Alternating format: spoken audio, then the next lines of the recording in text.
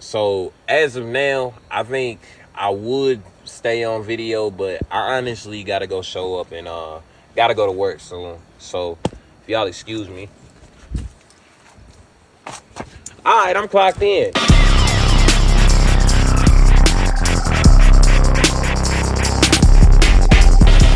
So yesterday, basically, man, I was out here talking about the possibilities of virality mattering, or if it doesn't matter. I also talked about consistency and talent.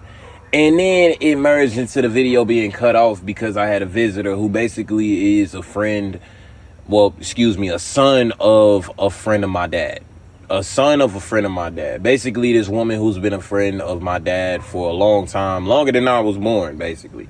They go back, have a great rapport. She's really known as a hustler for me, a hustler in the legal sense. She always has antiques, vintage collectibles, hell, pieces of furniture. She be having it all, you know what I'm saying? She a great connect, she a great person to know. Just so happened, her son was bringing over a deep freezer for us that I actually had to clean up and put in the garage today. So that right there, that you see me ask the question about me going into HVAC as a possible trade and a possible skill, that merged into a conversation to me between us basically about YouTube and doing videos. And one thing that stuck out to me that he basically told me was, treat this like a job. I asked about the skill of HVAC and everything because, you know, him, he a 6 foot buff nigga. Like, you know what I mean? He can come in, he helped put the wall mount on the TV in the living room. That's 75. I got a 75 incher in the TV. I got a 75 inch TV in the living room that he put up the wall mount for. And, you know, as far as like construction and just working on pretty much values and trades with your hands, he's great at that. He's great at that. So asking him about it was a genuine possible question about having a backup plan. You know, I have been to college. I've been to SAE, graduated from there, and last year got my diploma a couple of months ago, finishing the program and, you know, paying my dues and everything. But yeah, he told me to treat this like a job. And in him telling me that, it basically sparked something in me to realize that YouTube is a job for the people that make the money. But that's how they get there. Treating it like a job. You see, treating this like a hobby has been my mistake. It hasn't led me to be as consistent because I feel like the motivation of not having the results of maybe a Casanat or a iShow Speed or a I'm Dante or even, you know, a No Life Shack or all these different YouTubers that I watch in, you know, the black YouTube sphere, mainly involving the niches of music and just music discussions and things like that. I decided to do reactions in 2021 because it's basically something genuinely that I always wanted to try my foot in doing. Because listening to albums, which I've been doing since 2018, since I first got my first Apple Music subscription on my iPhone 8 Plus, I think it was at the time. Yeah, I was paying out of pocket every month just to listen to a huge library of music, you know what I mean? And this is 2018. I'm a sophomore in high school, so it took me at a point being a sophomore in high school to really understand the value of albums and, you know, the format and how to really even listen to albums. And this was the streaming era. This wasn't the blog era where we were still dealing with CDs and everything. Now, trust me, I came from that cloth. I came from that culture, and I came from that era where niggas was still putting their music on CDs and then, you know, putting them out at the Best Buy and the Walmart and the Blockbuster. And then, you know, that Tuesday when them album dropped, that Tuesday when the albums, and then that Tuesday when the album drops, you're right there. But we also talked about how things have changed in the recent events of just making money, the economy, and how, you know, back in the day, it was you work hard, you walk into a job and hope to get employed off a smile and a handshake, depending on whatever craft or whatever job was available around that full entry level. Basically, I'm talking, you know, 70s, 80s, even 90s. But even in some with the systematic problems that black people have always faced, we know that it hasn't always been that easy to get employed and get in certain spaces. Even now in 2026, I've been applying to jobs, right? Constantly. But it seems like a lot of these jobs, not hiring. So my thing is, if you're not hiring, why say so? So even the last job that I said I was at, selling AT&T products in the stores with a solutions firm, I walked off of that job because I felt like there was definitely more that could be done with my time. But seeing how I am a creator with YouTube, and I am a creator in producing music and writing music and recording my own music, I don't work as hard as I should. And I don't be wanting to make these videos really like venting videos about how, oh, I'm here because I don't work as hard as I should. I don't I don't do this. I don't do that. But I know at the end of the day, it's more of a relatability feeling that I'm exploring and that I'm really exposing on camera. It's not me basically venting and complaining, because the fact that I even turned the camera on and made this video talking about this subject and this matter, which is basically about yesterday's conversation about how YouTube is a job and it can definitely be beneficial if you treat it like one. From the screen to the stage, we've seen a lot of people really translate from the screen to the stage in the last 10 years. Basically showing their personality on camera, on screen, and then merging to bigger rooms and bigger venues and bigger platforms where the world can see. Quinta Brunson, great example. I know, like I said, I had trouble yesterday thinking of her name, but she went from making Vines on the Vine platform.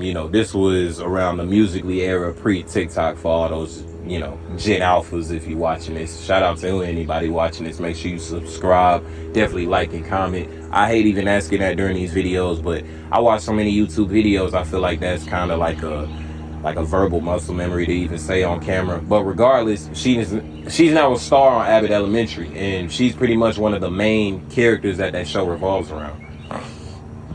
I Show Speed started off streaming in his mom's house bedroom, in the bedroom of his mom's crib, you know what I'm saying? And at the time, he pretty much was looked at how Rakai is looked at now.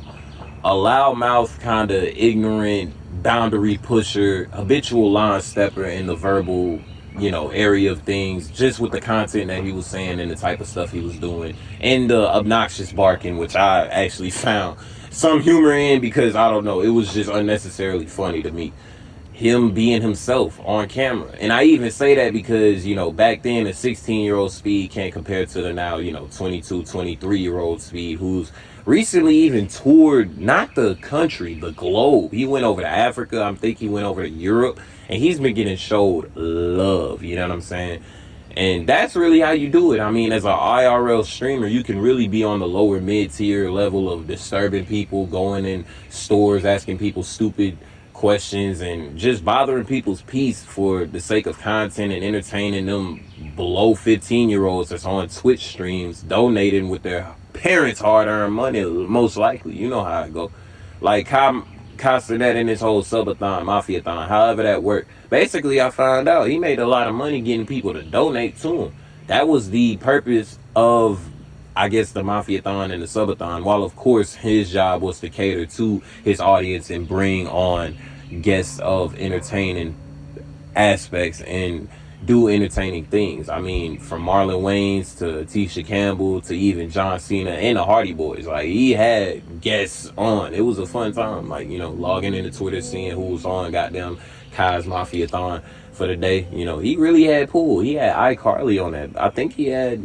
Did he have Miranda Cosgrove on there? Or, nah, Victoria Justice. But, yeah, man, even then, it made me realize, when you take a step back, a lot of these streamers are practically begging for money from an audience that's willing to give it to them, because they're under, I don't want to say under a spell, but that's just how the game goes. And they're making their living, and they're in these cribs, sitting at home in a chair, online, on screen, paying their rent off of being visible online in the digital world or in the IRL world, but just turning on their camera and getting active. So it makes you wonder, do I really need HVAC? Or do I really need trade school? Or do I even really need a school like, well, not a school, but a skill like auto mechanics, or even, something?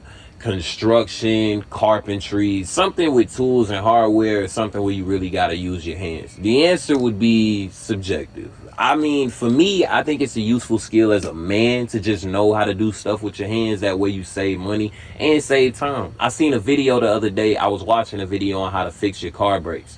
And the top comment basically said, it repeated what the original creator in the video stated. He likes working on his car himself to save money and because it's fun. It saves time. Well, I wouldn't say it saves time, because leaving your car in the hands of somebody else that definitely knows what they're doing, whether it be a mechanic that you can pick up, whether it's a mechanic that's mobile, or whether it's an auto body shop or a repair shop, you know, usually they give you a time and a metric of what they're gonna do to your car and how they're gonna fix it and how long you can, you know, wander and then come back and pick it up. But they also have the advantage of charging you whatever the hell they want to for their service, for that service, and it's up to you if you want to accept it or not. But the thing about it is, man, it's skills like that I think are useful and are still going to be useful and around in this era of AI and replacing jobs and everything. I mean, things have changed. I went to McDonald's earlier this morning to get some breakfast with my pops, right? It was a lady. She assisted us at the electronic kiosk to order our food. And she then ended up explaining to us the reason why, you know, they were trying out kiosks. But in the back of our mind, we already know without her explaining. The new world is here. Soon there are going to be robots and machines that are doing the jobs that people used to do on a regular. And it may speed up workflow, but then again, it's going to come at a price to pay. And that price to pay is people losing jobs and people losing value because, well, you're a human. We don't need you. That's how workplaces and a lot of employers are going to look at it. Hell, Costco, I even seen a post recently. Costco, they apparently got driverless forklifts. Driverless forklifts, meaning forklift machines that don't need people to drive them. That's basically a robotic forklift. What are we doing? This is the AI that people promote and like so much and find comedy and humor and comfort in. But I'm looking at it as, you know, they gonna take your job, right? It's just like that South Park episode. They took your job. They took her job. They took her job. And it ain't gonna be a damn thing that you can do about it. So I think the time is now for me to really lock in and take this serious. So as of now, I think I would stay on video, but I honestly gotta go show up and gotta go to work soon. So if y'all excuse me. Alright, I'm clocked in. That's exactly what I mean right there, bro. YouTube is my job. It ain't nothing for me to turn on the camera and press record. And anybody wanting to start a YouTube, as long as you got your phone, make sure you have some space on that bitch, especially if it's an iPhone. Steve Jobs and his little coat out here. His electronic coat. Yeah, the bitten apple, I'm on your ass. They be tweaking out here, man. Well, that's if you got a 128 gigs. If you got a 256 or 512, you good, man. You really need to take advantage. If you got anything above an iPhone 13 too, I'm talking to you. Because that cinematic mode, it is a blessing.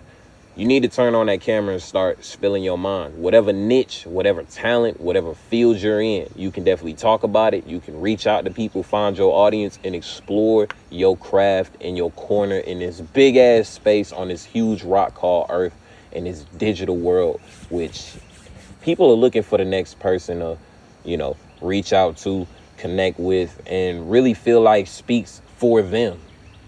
But a lot of people aren't going to do that because that nervousness of getting on video, being on camera. I know I probably look on camera, at least in the eyes of some, but that ain't what I'm here for. I got shit to say.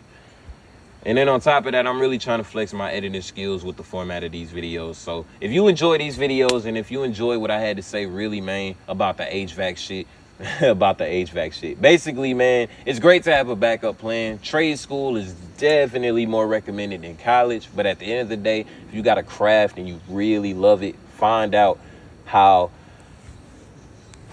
to stay on it, find out how bad you really want it, and find out how you can repeat that till you become great at it, until it can bring a monetary value to your life and really change it for the better. That's how I look at YouTube. I don't look at it as a hobby no more. I look at it as a job. It is now my job and responsibility to get out here in the backyard, in this space, and not only touch grass, but to talk real. Y'all be easy, man. Always have a backup plan on you. And anything you love, treat it like a job. But not because you hate it, but because you want to be successful.